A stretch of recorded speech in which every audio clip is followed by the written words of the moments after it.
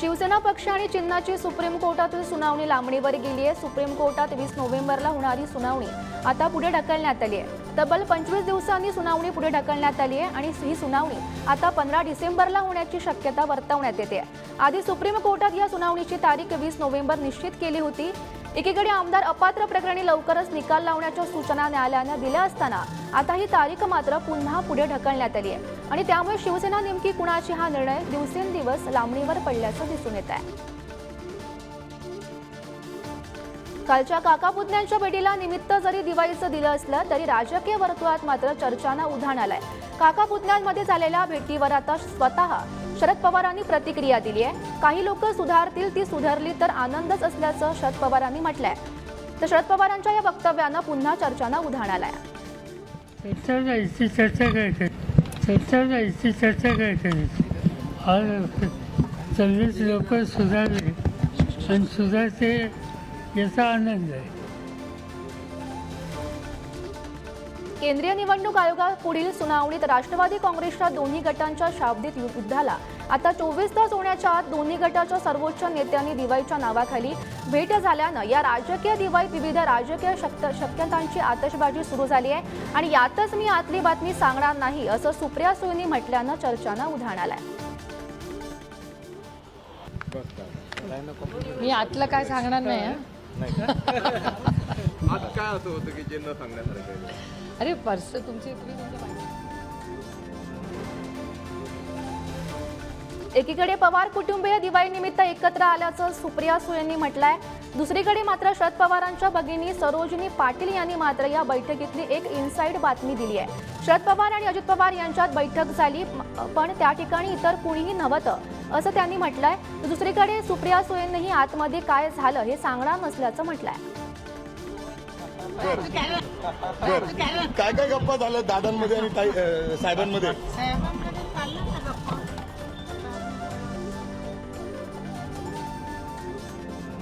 Corona काळातील कथित body bag घोटाळ्याप्रकरणी मुंबईच्या माजी महापौर किशोरी पेडणेकरांना पुन्हा ईडीनं समन्स बजावलाय। 23 तारखेला पेडणेकरांना चौकशीला बोलावण्यात आलाय। किशोरी पेडणेकर यांनी पहिल्या समन्सला हजेरी लावली नव्हती आणि त्यांनी ईडीकडे 4 आठवड्यांचा वेळ सुद्धा मागितला होता। पुरावे सादर करण्यासाठी वेळ वाढवून द्यावा अशी मागणी त्यांच्या वकिलांना केली होती आणि यानंतर ईडीनं आता पेडणेकरांना दिवाळीनंतर 23 तारखेला चौकशीला हजर राहण्याचं समन्स पाठवलंय आणि यावेळी पेडणेकर चौकशीला हजर राहणार का हे पाहणं आता महत्त्वाचं ठरणार आहे। मराठा आरक्षणाच्या तापलेल्या वातावरणावर आपली राजकीय पोळी भाजता येते का असा केविलवाणा प्रयत्न उद्धव ठाकरे गटाचा सुरू आहे आणि परंतु महाराष्ट्रातील जनता ती पोळी काही भाजू देत नाही अशी टीका प्रवीण दरेकर यांनी केली आहे। ग्रामपंचायत निवडणुकीत सर्वात शेवटून पहिला क्रमांक उद्धव ठाकरेंचा पक्षाचा आला आहे आणि त्यांनी आपले राजकीय मूल्यमापन काय आहे ते समजून घ्यावं असा टोलाही त्यांनी लगावलाय। आरक्षणाच्या विरोधात ठाकरेंच्या पक्षाची भूमिका होती आणि आता आयत्या पीठावर रेघोट्या उडण्याचं काम उद्धव ठाकरे करतायत असंही त्यांनी म्हटलंय।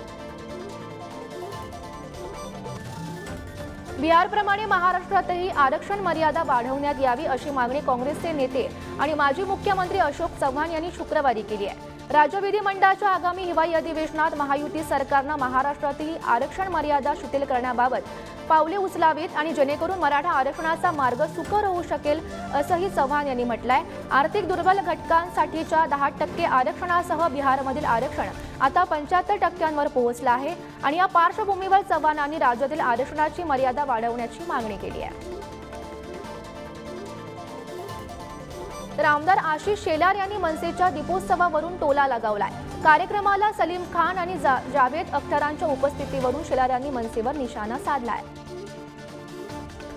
काल एका दीपोत्सवाचं उद्घाटन झालं, आदरपूर्वक जरी नाव घ्यायचं झालं तरी सलीम खान आणि जावेद अख्तर यांच्या उपस्थितीत झालं आणि आज आम्ही करतोय उत्तरा केळकर यांच्या उपस्थितीत। आता मराठीचा प्रश्न कोणी कोणाला विचारायचा? तर आशिष शेलार यांनी मनसेच्या दीपोत्सवावर केलेल्या टीकेला मनसे नेते संदीप देशपांडे यांनी सुद्धा प्रत्युत्तर दिलंय। आमच्या मराठी प्रेमाबद्दल प्रश्न उपस्थित करणाऱ्यांचं मराठी प्रेम हे पुतना मावशीचं प्रेम आहे आणि हिम्मत असेल तर गुजरातीऐवजी मराठी माणसाला पंतप्रधान करा। मराठी कलाकारांवर अन्याय होतो तेव्हा त्यांच्या पाठीशी कोण उभं राहतं आणि कोण पाठीला पाय लावून पळतं हे महाराष्ट्राला माहीत आहे, अशी एक्स पोस्ट संदीप देशपांडे यांनी केली आहे. आणि त्यामुळे आता भाजप नेते याला काय प्रत्युत्तर देत आहेत हे पाहणं आता महत्त्वाचं ठरणार आहे. कोल्हापूरकरांचं स्वप्न आता पूर्ण झालंय. कळमावाडी योजनेचं पाणी आता पोहोचलंय. 8 ते 9 वर्षांपासून रखडलेली योजना पूर्ण झाली आहे. सतेज पाटलांसह कोल्हापूरकरांनी जल्लोष केलाय. लाखो कोल्हापूरकरांच्या सदिच्छा होत्या की ज्या सदिच्छाच्या पाठबळामुळं हे यश या ठिकाणी मिळालं. ज्या कोल्हापूरकरांच्या भावना होत्या की आम्हाला स्वच्छ पाणी मिळालं पाहिजे, तो एक पॉझिटिव्ह माइंडसेट होता, एक पॉझिटिव्ह एनर्जी निर्माण झाली होती. ती एनर्जीच खऱ्या अर्थाने ही पाईपलाईन पूर्ण करायला. मुंबईसह आसपासच्या परिसरात फटाके फोडण्याच्या वेळेवरील निर्बंध आता हायकोर्टानं आणखी वाढवलेत. आता केवळ रात्री 8 ते 10 या वेळेतच फटाके फोडण्याची मुभा असेल, म्हणजेच फक्त 2 तास फटाके फोडता येणार आहेत. याआधी सायंकाळी 7 ते रात्री 10 अशी परवानगी होती. मात्र आता वाढत्या प्रदूषणाच्या पार्श्वभूमीवर केवळ 2 तास फटाके फोडण्यासाठी परवानगी देण्यात आली आहे. मुंबईसह राज्यातील हवेतील ढासळलेली गुणवत्ता आणि दिवसेंदिवस वाढणाऱ्या प्रदूषणावर चिंता आता मुंबई हायकोर्टानं व्यक्त केली आहे. आणि मुंबईची दिल्ली होऊ देऊ नका असंही हायकोर्टानं सध्या म्हटलंय. महाराष्ट्र लोकसेवा आयोगानं पुढच्या वर्षी 2024 मध्ये होणाऱ्या विविध स्पर्धा परीक्षांचं संभाव्य वेळापत्रक जाहीर केलंय. आणि त्यानुसार महाराष्ट्र राजपत्रित नागरी सेवा संयुक्त पूर्व परीक्षा 28 एप्रिल रोजी घेतली जाणार आहे. राज्यसेवा मुख्य परीक्षा 14 ते 16 डिसेंबर 2024 या कालावधीत नियोजित आहे. आणि स्पर्धा परीक्षांची तयारी उमेदवारांना योग्य रीतीनं करता येण्यासाठी सध्या परीक्षांचा अंदाज येण्यासाठी MPSC कडून दरवर्षी संभाव्य वेळापत्रक जाहीर केलं जातं. आणि संभाव्य वेळापत्रकात परीक्षेचं स्वरूप जाहिरात प्रसिद्ध होण्याचा महिना नमूद करण्यात आला आहे.